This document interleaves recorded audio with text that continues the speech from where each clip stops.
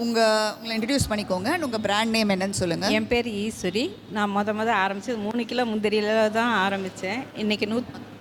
இன்றைக்கி 150 கிலோ கிட்ட ஆரம்பிச்சிருக்கேன். ஃபஸ்ட்டு ஸ்டார்டிங்கில் உன்னால் முடியாது அப்படின்னு சொன்னாங்க. இல்லை நம்ம பண்ணி தான் பார்க்கலாமேன்னு ஒரு தைரியத்தில் பண்ணேன். ஒரு 2-3 பேர் வேண்டாம் உன்னால் முடியாதுன்னு சொன்னாங்க.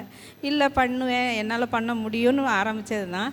ஒரு 3 வருஷத்தில் தான் இந்த இங்கு பண்ணி ஆரம்பிச்சிருக்கேன். பண்ணி சாதிச்சு காமிச்சிருக்கீங்க. ஆமாம், பண்ண முடியாதுன்னு சொன்னாங்க. இப்போ நான் 150 கிலோ வந்திருக்கேன். இன்னும் ஒரு 5 வருஷத்தில் அந்த முந்திரி ஃபேக்ட்ரியை இங்கே கொண்டு வரணும்னு ஒரு ஆசை இருக்குது. பண்ண முடியும்.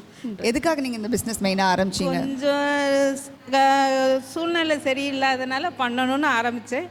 பையன் என்கரேஜ் பண்ணான், அம்மா பண்ணுங்கம்மா அப்படின்னா. நான் ஒருத்தனையாக பண்ணுறேன் அப்படின்னா அவன் தான் யூடியூப் அந்த மாதிரி இதெல்லாம் போட்டு எல்லாம் ஆரம்பித்து எல்லாம் பண்ணி கொடுத்தது அவன் தான். ஃபஸ்ட்டு ஸ்டார்டிங்கில் கொஞ்சம் நல்லா பண்ணேன், அப்புறம் டவுன் ஆனேன். பையன் பண்ண கொஞ்சம் சப்போர்ட் பண்ணதுனால இப்போ கொஞ்சம் ஓரளவுக்கு நல்லா பண்ணுறேன். ஆசம். அண்ட் நீங்கள் பிஸ்னஸ் ஆரம்பிச்சதுலேருந்து உங்களுக்கு பிடிச்ச பார்ட்? இல்லை, கஸ்டமர்ஸ் எனக்கு வரவங்க எல்லாருமே நல்லா இருக்குது, இப்போ ஒரு ப்ராடக்ட் எல்லாமே நல்லா இருக்குன்னு எனக்கு ஃபஸ்ட்டு 1-2 பேர் தான் வாங்கினா. இப்போ ஒரு 30-35 பேர்கிட்ட எனக்கு வாங்குறாங்க. எல்லாருமே ஒரு நாளும் எனக்கு கம்ப்ளைண்ட்டே கிடையாது. கிரேட். நான் பொருள் நிறையா ஸ்டாக் வாங்கி வைக்க மாட்டேன். எனக்கு ரன் ஆகிக்கிட்டே இருக்கணும். முக்கால்வாசி எனக்கிட்ட வரவங்க எல்லாம் குழந்தைங்களுக்குன்னு சொல்லி கேட்குறதுனால என்கிட்ட ஸ்டாக் பழைய ஸ்டாக்கே இருக்காது, எல்லாம் பெஸ்ட் குவாலிட்டி. ஆமாம். முந்திரி மட்டும் நான் பண்ரோட்டிலேருந்து எடுக்கிறேன். மிச்செல்லாம் இங்கே நான் அப்பப்போ எடுத்து மாட்டிக்கிட்டே இருப்பேன். ஓகேங்க.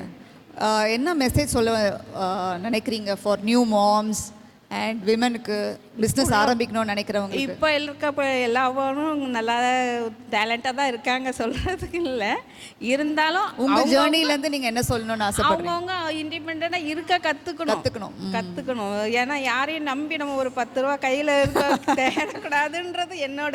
கண்டிப்பாக ஒரு பொருள் வாங்கினாலும் அவங்கக்கிட்ட கேட்கணும் அப்படின்றது இருக்கக்கூடாது. நம்ம விருப்பப்பட்டால் நம்ம ஆசைப்பட்டதை நம்ம வாங்கணும். கண்டிப்பாக அது நம்ம கையில் இருந்தால் நம்ம யார்கிட்டையும் எல்லா விமனும் ஃபினான்ஷியலி இண்டிபெண்டண்ட்டாக இருக்கணும்னு சொல்கிறீங்க. ஓகேங்க, thank you so much for the interview.